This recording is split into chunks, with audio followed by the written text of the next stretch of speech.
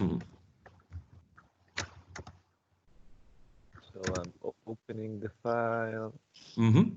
Here it is. Is everyone of my group here? Carlos, Romy, Laura, and Beren. We are all here. Okay. So shall we start, Mister? Because of the amount of classmates that we have here. I think it's already 5 minutes after 8:30, so I guess you can start as and anyway, it's being recorded. The session's Okay. being recorded. Okay. Are you all ready, my teammates, my team, my group? Yes. Okay, I don't care anyway. I think Can you so. hear me? Thank you, Miguel. Can You're you hear me? welcome. Yes, Romina, we can Yeah. hear you. Okay. So, good morning, everyone, classmates, and Mr. Bruno. Today we are here to talk about a book, a short story, sorry, written by William Faulkner, which is called A Rose for Emily. The group is comprised by Romina Flores, Laura Gallardo, Carlos Mesa, Claudia Reyes, and myself, Miguel Loyola. But first, we need to know a little bit about the author, William Faulkner. Okay, he was a poet, an American writer, and a Nobel Prize winner from the city of New Albany, in Mississippi. He was born in 1897, and he is known primarily for his short stories and novels set in the fictional city of Yoknapatawpha, which is based in the Lafayette County, which is the state, the county he is most familiar with because he lived there for the most of his life. One interesting thing is that he tried to create a saga, to recreate a saga being a recreation of historical happenings uh, um, under his light, under his point of view. For example, in his case, he tried to portray the decadence of the South post Civil War. So moving on with the presentation, Laura is going to talk about a little bit of the background of the story.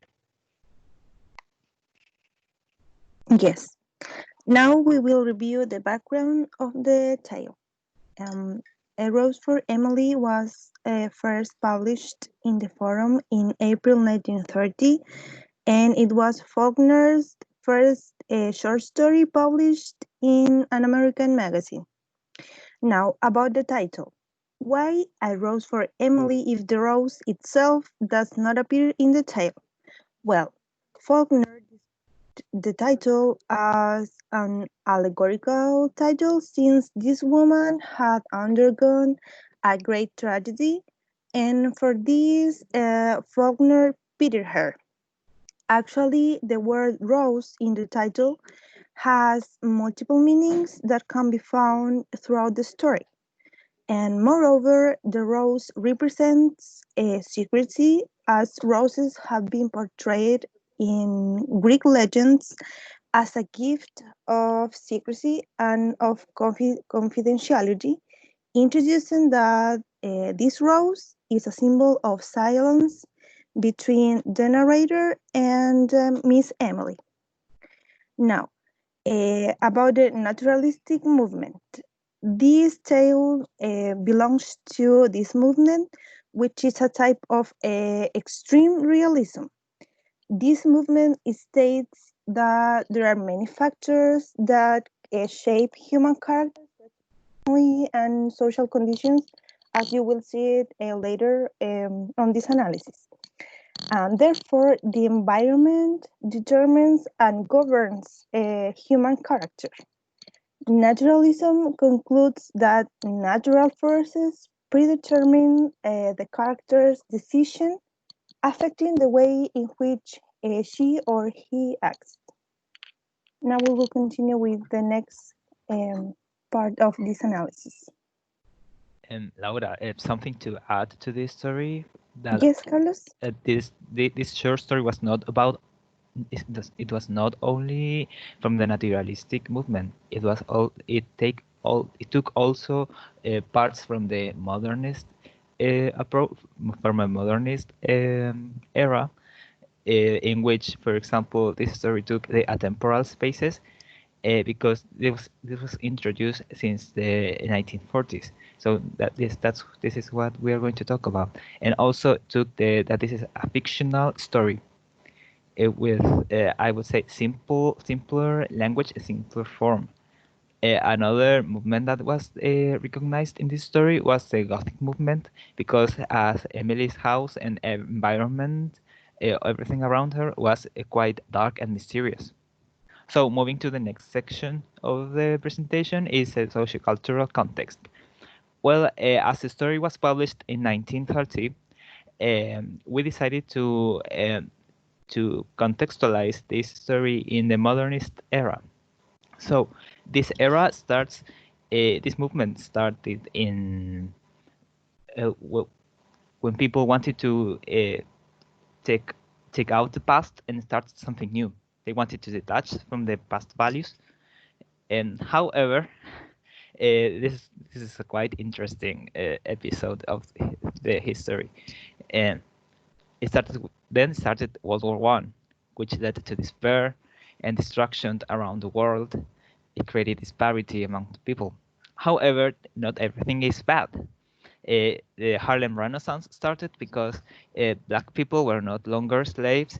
Then they wanted to rally. They literally rallied to the Harlem, where it was near New York, right? Then there were thousands of black people, and as they were thousands, they created a new identity. They were free, they were empowered, they were self-named as the new Negro, because it was a revolution of the arts, music, literature. From the music perspective, they invented jazz, because as a African roots, they created jazz, blues, and this was a pivotal movement of this black culture, because this helped to spread the word among the other people. This lasted no more than 20 years, and in 1939 we came with the Great Depression. In the Great Depression, in this episode, in this part, this event, the people had no jobs, the stocks were plummeting, there was hunger, and people were desperate. And then on top of that, we can say that this period ended with World War II, which we know the story of Nazi destruction, more destruction. So this period started with destruction and ended with more destruction. And one legacy of this period was the lost generation of artists such as Ella Fitzgerald, Faulkner, among others, that in desperate times maybe the creativity is at its peak. So moving to the next section of the presentation.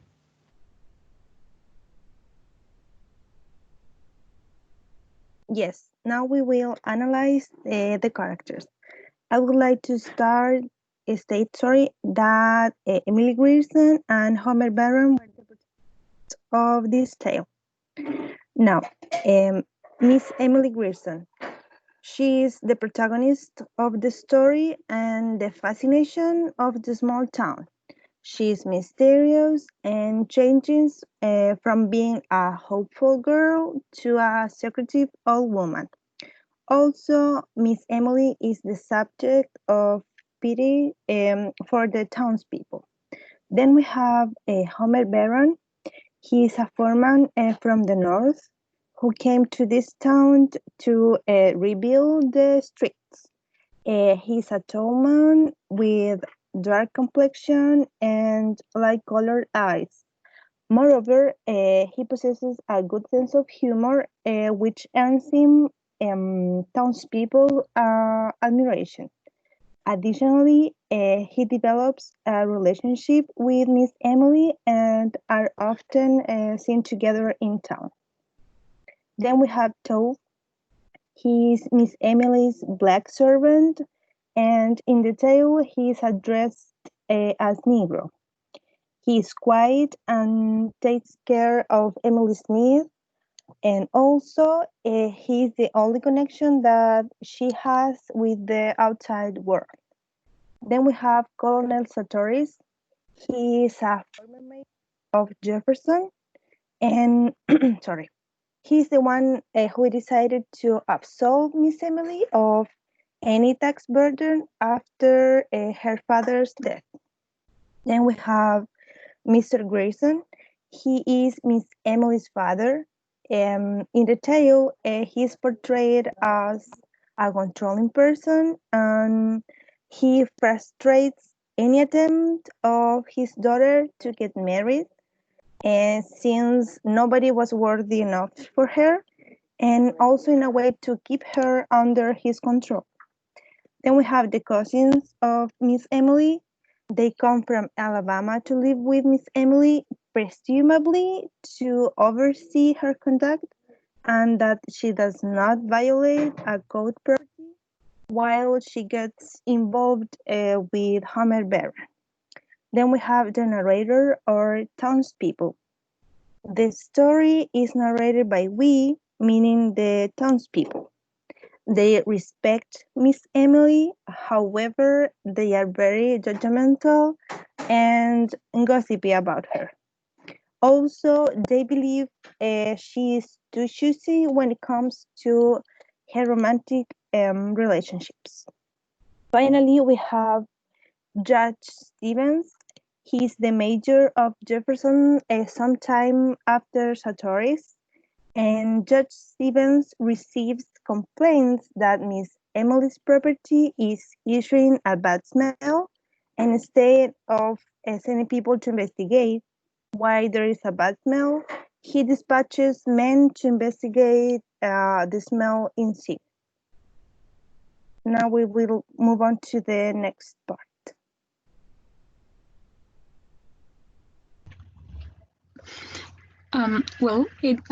To start with the plot, it is important to keep in mind that this story does not follow a chronological order, as we are going to see through the plot. In first place, the story starts with the narrator telling about Miss Emily Grierson's funeral, and that the entire town attended the funeral. Then the narrator goes back in the story to start from the beginning. During previous times, Colonel Sartorius said that Miss Emily's father loaned money to the town, and by this action, the Grierson family was exempt from taxes. Through time, new generations didn't accept this idea, so the mayor sent a tax notice to Miss Emily, but she refused to reply, and by this reason, they arranged a meeting at the Grierson house. Continuing with the story, the narrator starts by providing some detail about Miss Emily and her house. As soon as they got together, they started discussing the topic of taxes. Miss Emily made emphasis on the fact that she didn't have taxes in Jefferson, so she refused to pay. And this is mainly because she never saw her father paying taxes, so it made no sense for her to pay them. And after this discussion, Miss Emily asked the Negro to show them the way out. The narrator starts by mentioning that Mr. Grierson, Emily's father, died, and the people in town hardly saw her again. The only one they saw was Tove, the servant, who was going out regularly with a basket to the market. During this time, citizens started complaining about a smell that was coming from Miss Emily's house, but Judge Stevens told them that it might be an animal, but complaints continued. And the next night, 4 men sneaked into Miss Emily's house, but they only saw her through a window. And after this episode, the smell disappeared. By the time Miss Emily's father passed, she was 30 years old and she was still single, which was a total scandal in the town. And people in town went to offer their condolences to her. However, Miss Emily didn't show any pain and claimed that her father was not dead. But 3 days after, she left them bury the body of her father. To continue, Miss Emily got sick for a long time, but at the time that people saw her again, she was totally different. And after the summer after her father's death, some workers arrived at the town, and people started seeing Miss Emily around with a worker called Homer Barron. And everybody in town thought that she finally found a man for her, but they were confused as Homer was a worker and she belonged to aristocracy. A year later, Emily is visited by 2 cousins who spent some time at her house, and during this time, Miss Emily brought arsenic, but she said it was for rats. But everybody in town thought she was going to kill herself. Sometime later, people started to speculate that Miss Emily and Homer got married, and after her cousins left, it was the last time they saw Miss Emily and Homer together. They saw her just through a window and just a few times out of her house. Miss Emily died at 74 years old, and no one in town knew she was ill because she was all the time inside of her house. Her funeral was held 2 days later, and many people were curious about her house, and nevertheless, they waited until she was buried to open a room which remained closed for a long time. And finally, when they opened the room, they found the rotten corpse of Homer Barron. And next to him, there was a pillow which had the shape of a human head. And over the pillow, there was some gray hair, which belonged to Miss Emily. She slept next to the corpse of Homer every day, which means that she killed him so he would stay with her for the rest of their lives. We can infer that Miss Emily used the arsenic to poison Homer Barron. Now we're going to continue with the next part of the analysis, which is the setting.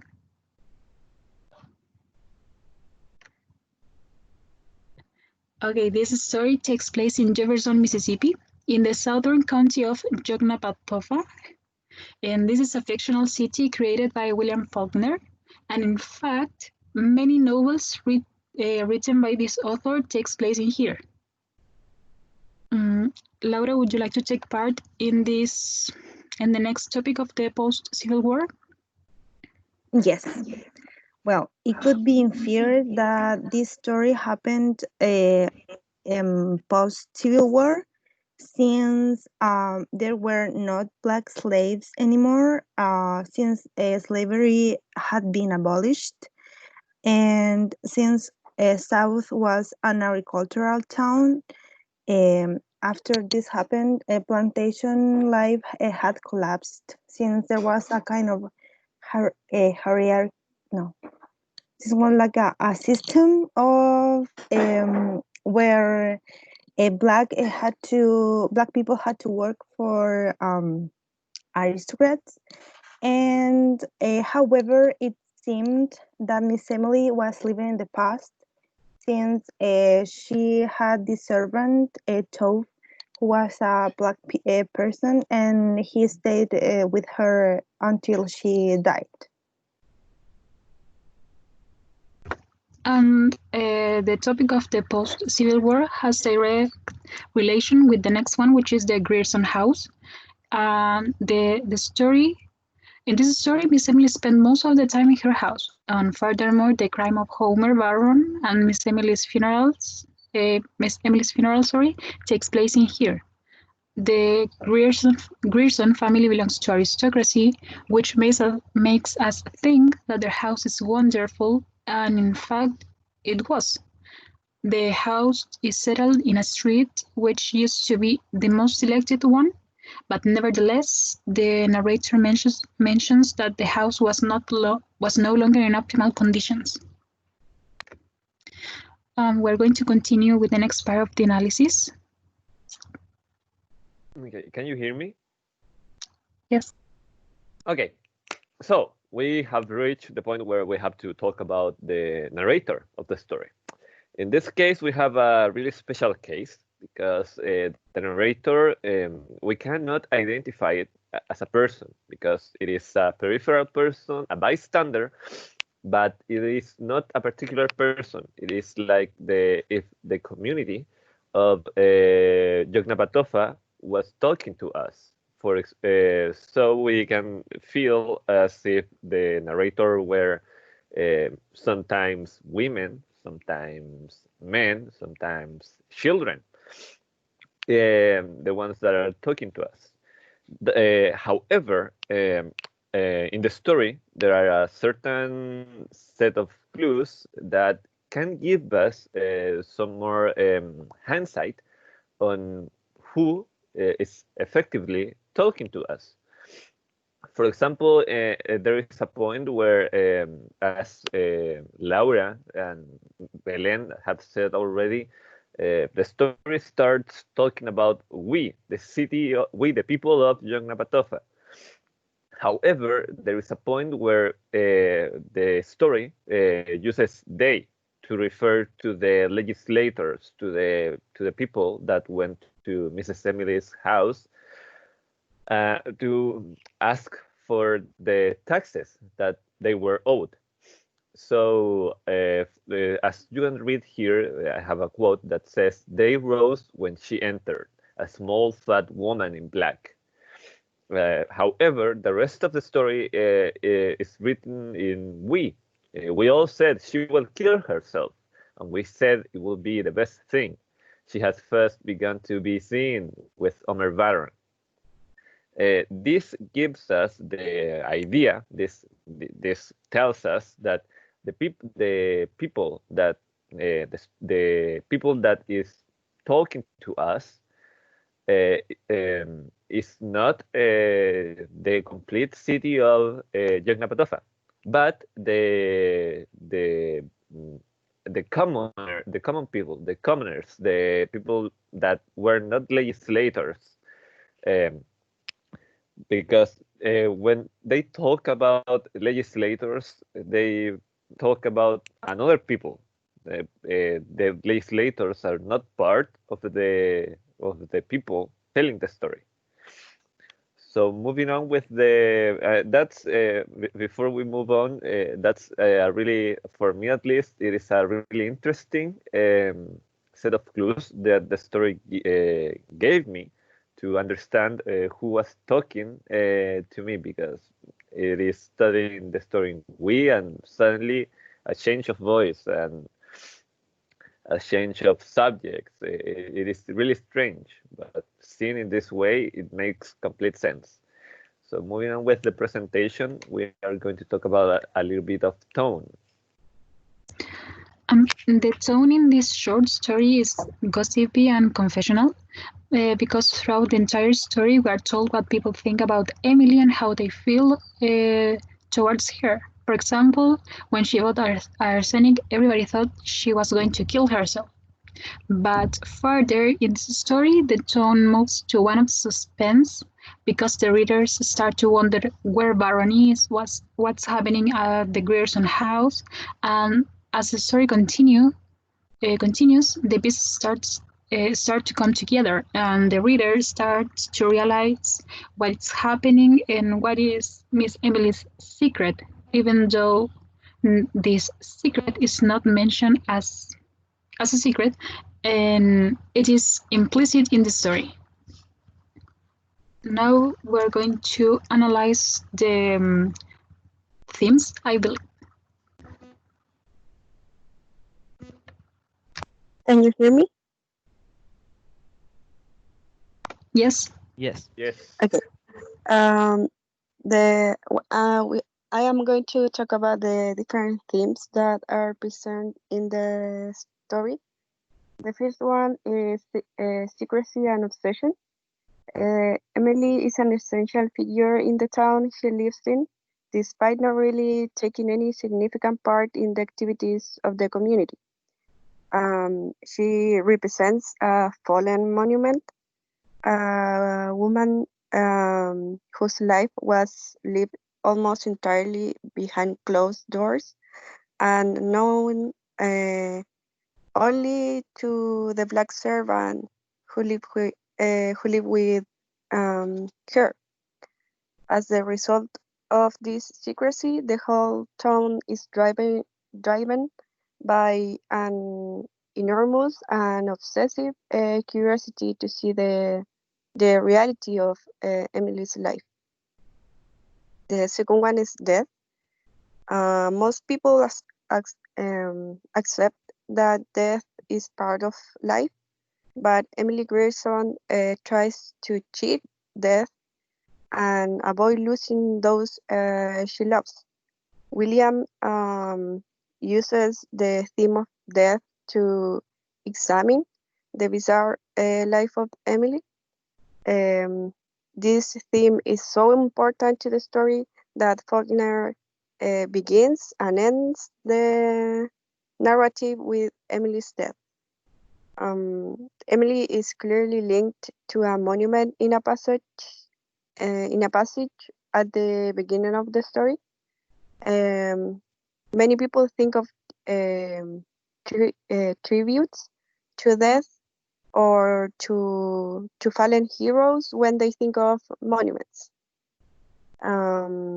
Monuments are found in many cemeteries, often to remember the fame or death of those who are buried there. Faulkner connects Emily to a fallen monument, as I have already mentioned, to reinforce the theme of decay. A reminder that all things will fall to ruin. Moreover, Emily attempts to exert power over death by denying the fact of death itself. Her bizarre relationship to the dead bodies of the men she has loved is revealed first when her father dies. Unable to admit that he has died, Emily clings to the controlling paternal figure whose denial and control became the only form of love she knew.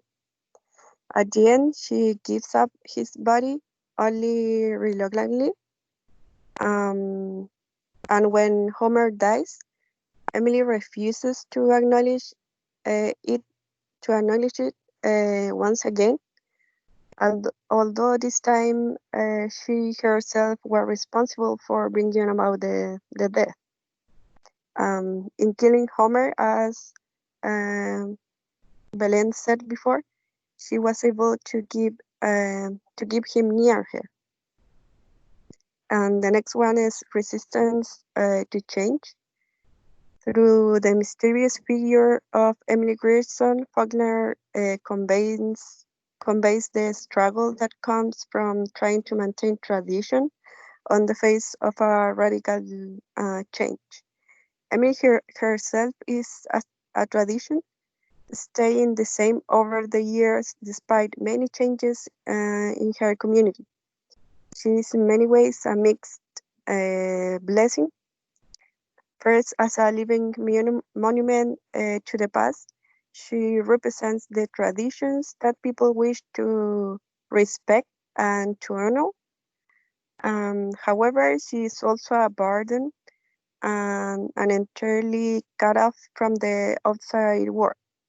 Emily lives in a timeless vacuum and a world of her own making. Basically, she resists change. She writes a letter on a 40-old-year stationery.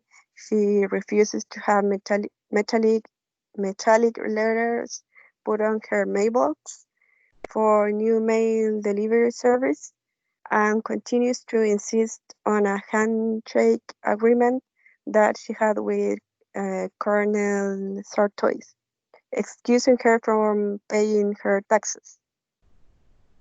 Emily's macabre bridal chamber is an extreme attempt to stop time and prevent change, although doing so comes at the expense of human life. The world is changing all around her, but she clings to her traditions and makes a living monument out of her home. She symbolizes tradition and a stubborn clinging to the past, no matter what progress or changes occur. Moving on to the next session, we are going to talk about symbols. The first one is Emily's house. The the house that Emily shares with her father and eventually inherits is symbolic of Emily's inner state. As the story opens, the house is vibrant and fresh with clean and white walls. Emily also is vibrant and fresh in her youth, and she's as pure as the walls are white. Her father protects her purity by turning away any man he doesn't believe measure up to her standards, which are basically all of them. As the story progresses, the house becomes dirty and smelly. At the same time, Emily grows older and her spirit more deranged. She descends into madness, not only killing her fiancé, but also sleeping with his corpse. The house, like its owner, is an object of fascination for people. They project their own fantasies and interpretations onto the crumbling structure and mysterious figure inside. Emily's death is a chance for them to gain access to this forbidden realm and confirm their wildest notions and most sensationalistic suppositions about what had occurred on the inside. The next one is The Rose. The story never manifests an actual rose for Emily. However, the title itself is symbolic. The rose represents the idea of love, since young lovers often give each other roses to express their affections. With so many suitors in her youth, it seems inevitable that Emily will accept a rose from one of them, but she never does. When she meets Homer, it seems she may finally have true love, and that idea is preserved forever when she kills Homer, just as a rose is preserved between the pages of a memory book, for example, and just as Homer's corpse and her wedding day clothes are preserved in the room that she has sealed off in her home. The next one is the strand of hair. The strand of hair is a reminder of love lost and the often perverse things people do in their pursuit of happiness. The strand of hair also reveals, the inner life of a woman who, despite her eccentricities, was committed to living life on her own terms and not submitting her behavior to the approval of others. Emily subscribes to her own moral code and occupies a world of her own invention, where even murder is permissible. The narrator foreshadows the discovery of the long strand of hair on the pillow when he describes the physical transformation that Emily undergoes as she ages. Her hair grows more and more graceful until it becomes a vigorous iron gray. It ultimately stands as the last vestige of a life left to languish and decay, much, much like the body of Emily's former lover. And the next one is Emily and Homer. Carlos? Yes, Emily, the decaying of Emily and Homer. So, do you think that was only the decaying of this couple?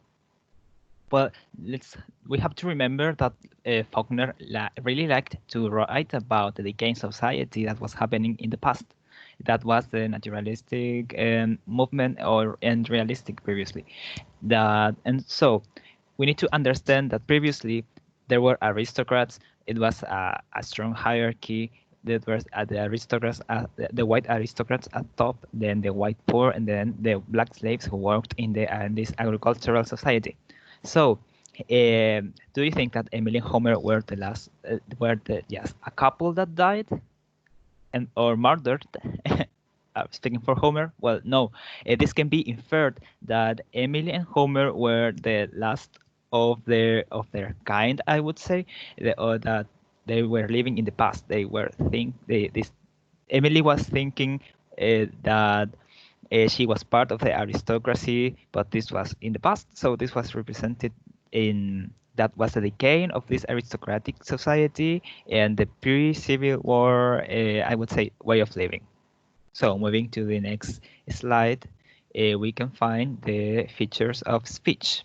Well, the first one is the onomatopoeia, which is the recreation of the word of the sounds. Sorry, to create a more vivid and vibrant description of a scene. For example, thin swift, the thin swift club club club of the match team passed. Well, this can be inferred that club club club is how the team marched, the team. I'm sorry, the team passed in a way of walking. It could be in horses or walking very strongly. So we can hear the shoes doing club club club club. Then we have the metaphor, which is a comparison between two objects without using like or as. For example, then the newer generation became the backbone and the spirit of the town. Here we can see that the newer generation is compared as a backbone and the spirit of the town. The spirit of the town. This can be seen that the newer generation is a future. Is what then when the old people die, the newer generation is going to rule. So moving to the next slide.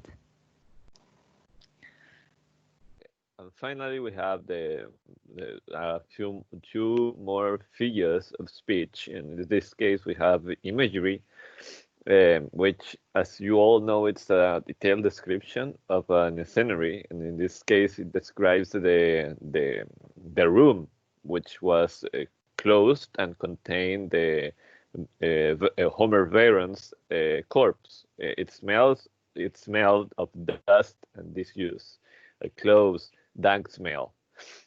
And then we have simile, referring to Tub, the Negro slave Mrs. Emily had, and the narrator says, for his voice had grown harsh and rusty, as if from disuse. And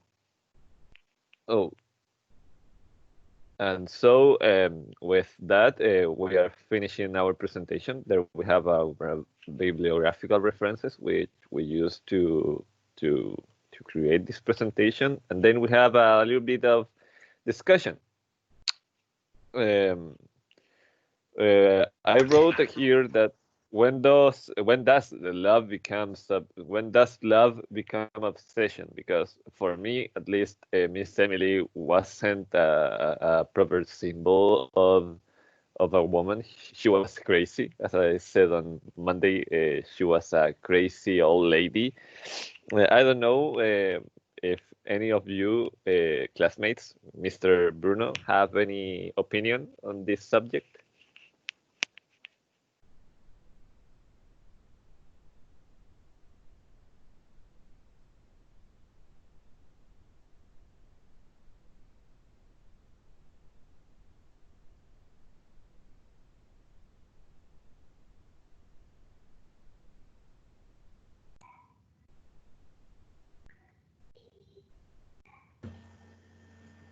So I think in the first question that says, when does love become obsession?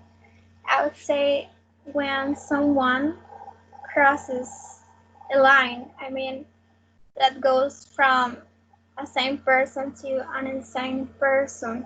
When you violate someone else's rights, when you do not respect someone else's privacy, that's when love becomes an obsession.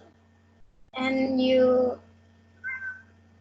mind is playing you and is tricking you and is convincing you to behave in a certain way that is not the most appropriate one and the more sane one. Yes, I totally agree with what Daniela said. And we also can see that, actually, we can infer that Homer Baron wanted to leave Miss Emily, but he refused to accept his decision. That is why probably she murdered him, and she didn't respect his decision of leaving her. So she became obsessed, and it could also be related to one part of the tale when he was drunk, and he said that he wasn't a man who would marry a woman, and that is when Tove hurt him, and we could infer as well that he told Miss Emily this, and that is why she became sorry, even more obsessed with him. I don't know. What do you think? I would like to point it out that Danny and Laura stated very important ideas, but I would like to ask the entire class, Professor, do you think that Miss Emily was conscious of her obsession? I mean, for us, it is clear that she was obsessed with Homer, but was she conscious about this? What do you think?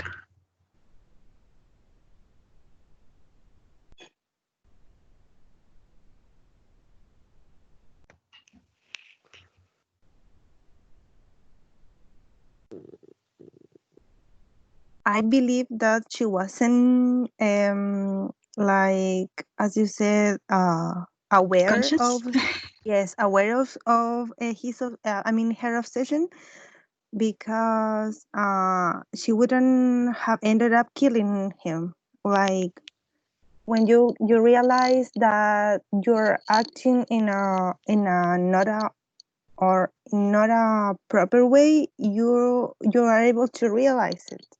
But in this case, she didn't, as she killed him. So I don't think she was. And she was also sleeping next to the corpse, so I don't think she was that aware. There is more evidence that she didn't realize her obsession. Rocio, did you want to say something? Romina. Romina, sorry. I agree with both of you. Actually, it made me think about this Netflix series, which is called You. Have you ever seen it? Yes, I have. And I was thinking about that. What happened with people who is obsessed with someone else or with something is that they think they are doing something correct, Yes. but they are not. I think that Yes. Emily was thinking that in that way um, they will be um, stay together forever. Yes. That was her idea, but uh, she she take takes it to like extreme um point. So I don't think that it is correct. Carlos Yes. wants to say something.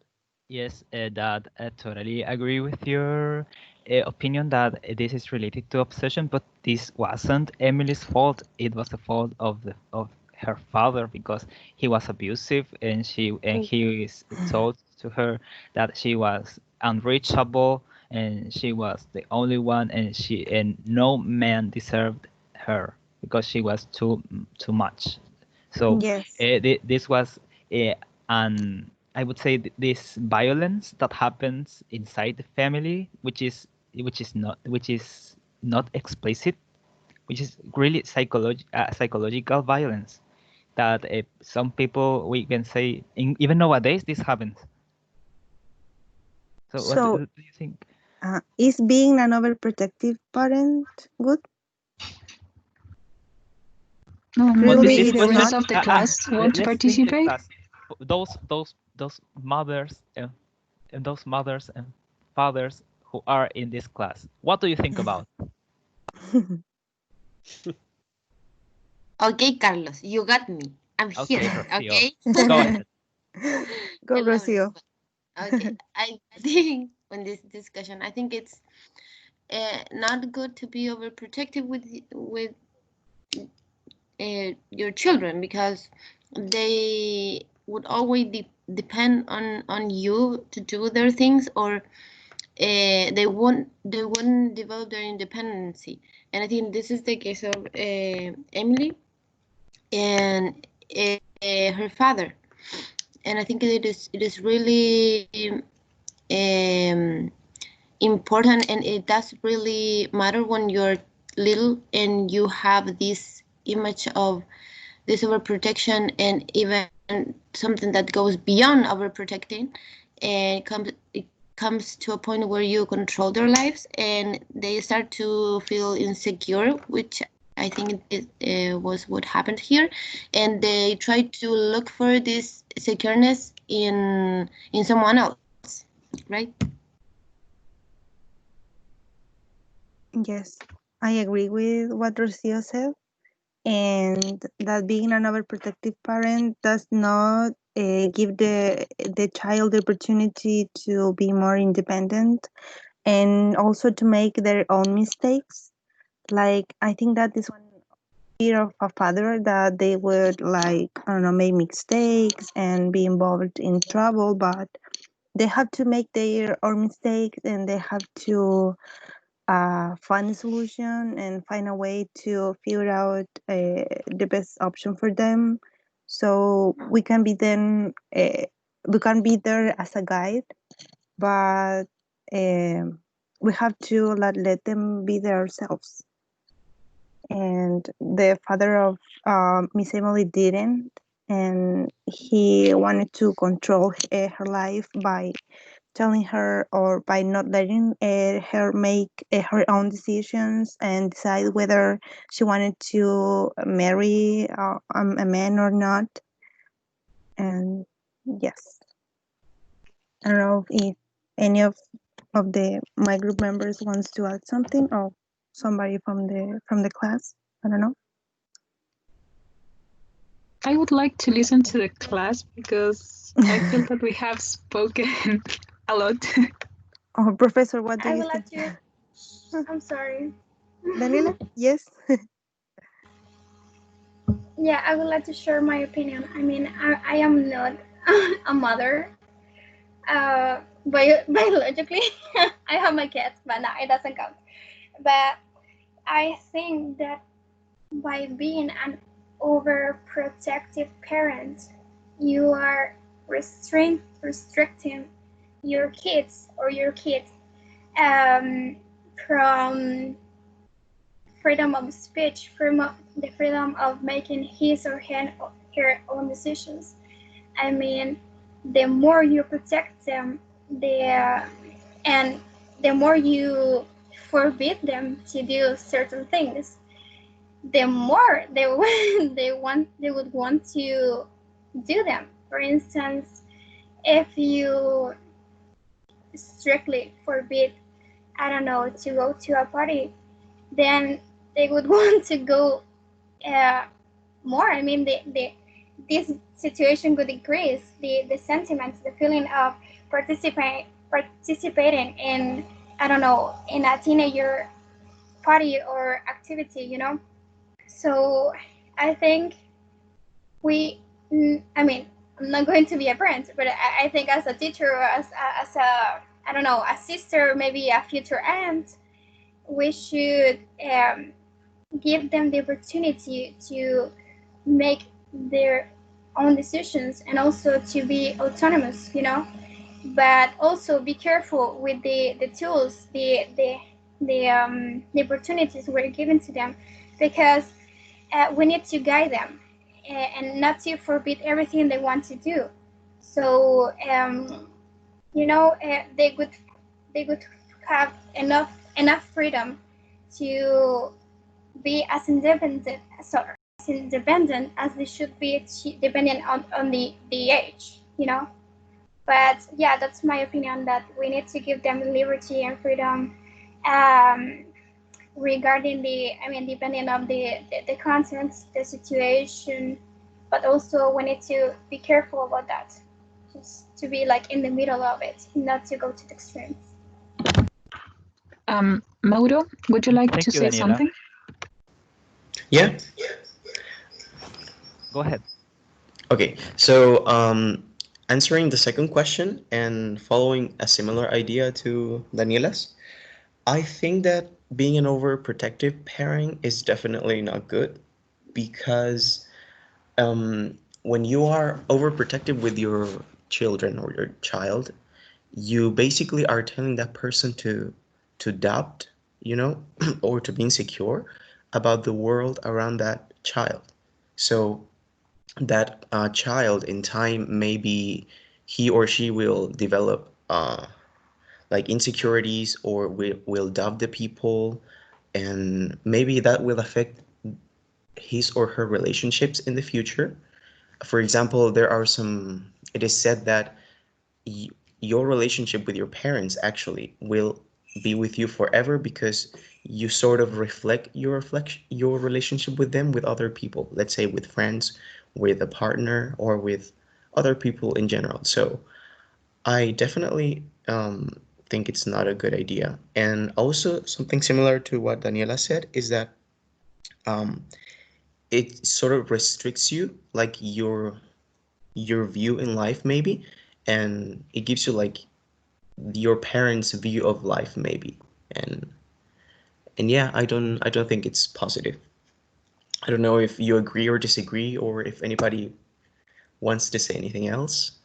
Thank you, Mauro. Something I felt while reading this story is that she never learned how to deal with death, because even though her father died a long time ago, when she was 30, by the time she was old, small and fat, as the story says, she still was hiding to per se behind her father's name.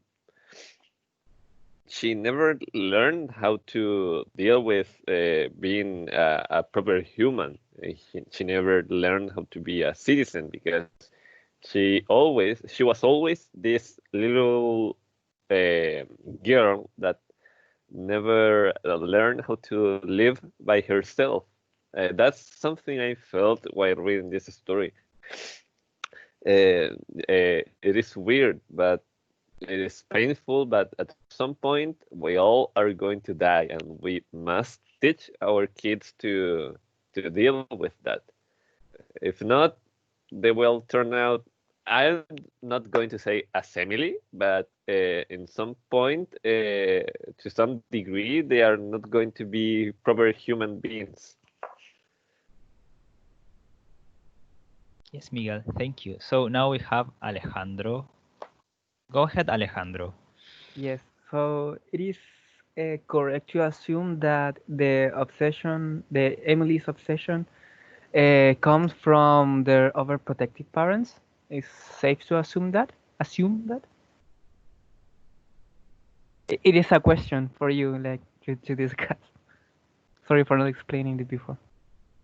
Oh, hey, can you repeat that question, please? I couldn't understand that well. If the obsession that Emily had for Homer, it is directly linked with her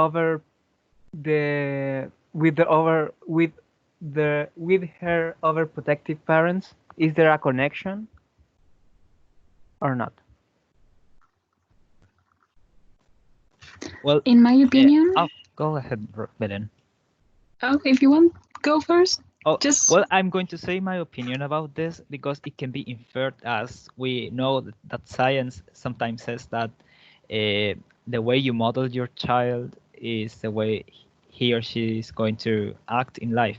So as the parent was overprotective over Emily, then she was a living, I would say, a living image of her father. So that's my view. So, Belen, you wanted to continue. You also wanted to answer the question. So go ahead. Just to add a short idea to this question, because we're about to finish,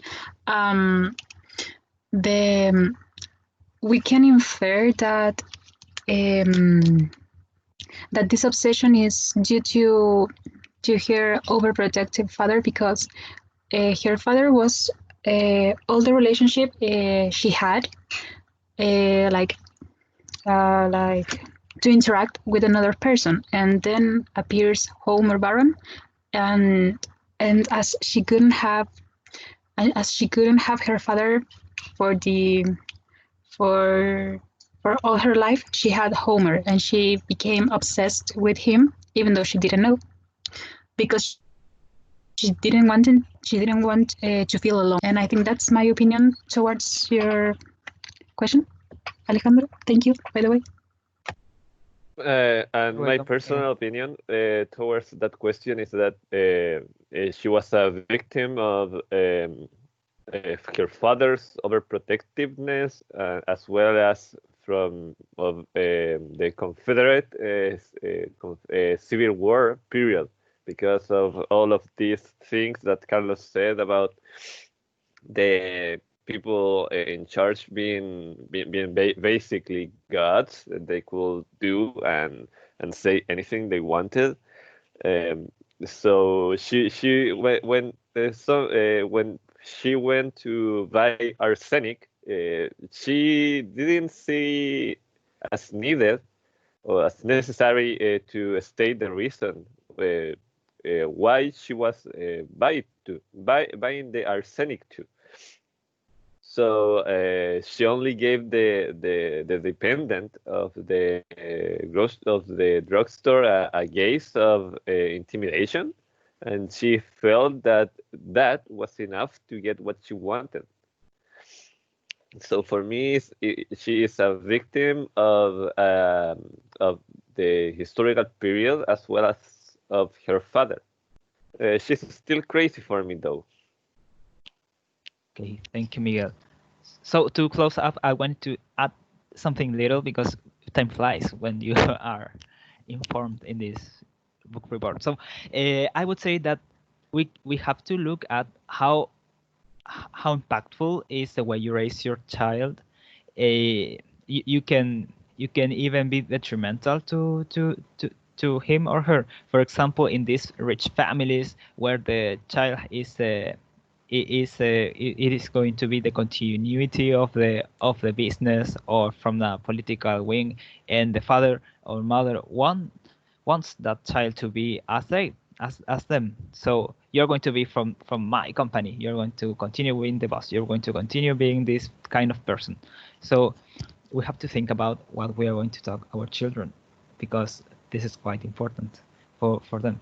So anything, does anybody else want to add something just to close this session, to end this presentation? Can I ask something? Yes, we have 2 minutes and a half left. So Bishop, no, please. just I'd like to know your opinion about the style of writing of this author, because I read a couple of his books, and in my opinion, he is quite confusing when he writes. I don't know if you read this a short story or if you only read the summary, but I'd like to know your opinion about his writing. I think that it is complicated since it is not a chronological story, as Belen said, because it starts with the death of Miss Emily and then the story of her life, let's say. So it's a little bit tricky, but in terms of the language he uses, it's simpler than another stories that I have read, in my personal opinion. And in fact, we did read the story, and it is confusing as loud as it. Yes, and I think that it's confusing because there are atemporal shifts. There are temporal changes. It comes from the past to the future, to the future to the past. Yeah. It also changes the voices of how it is narrated. Yeah, because he always writes like that, so it's very frustrating to read, to deal with his work. Yes. Yes, imagine the people from that time reading that kind of story. Yes, and I think that will be all of our presentation. Thank you for your attention and your participation in this discussion.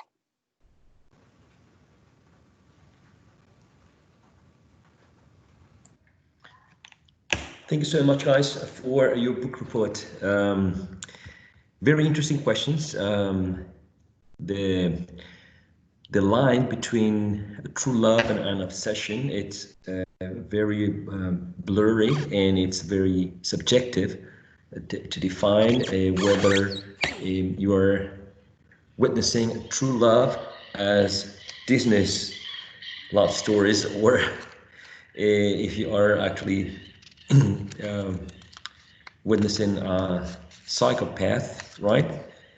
And that's totally up to you. I'm posting in the chat some questions that I'm going to post them again in a forum, and it's very interesting for me to connect the main characters with the socio-historical context, considering that Homer Baron is usually connected with northern states and the northern ideology about abolishing slavery and all the progress connected with industrialism, whereas Emily Grierson is more connected with this southern stubborn feeling after losing the Civil War, that they were still could hold to that greatness or past greatness from the business that were that produced slavery. So the connection between the characters and the historical events taking place are very interesting to take a second look at, right? And also some minor characters like Toby, which is represented as the only connection of Emily Grierson with society, with the community, or even with the reality.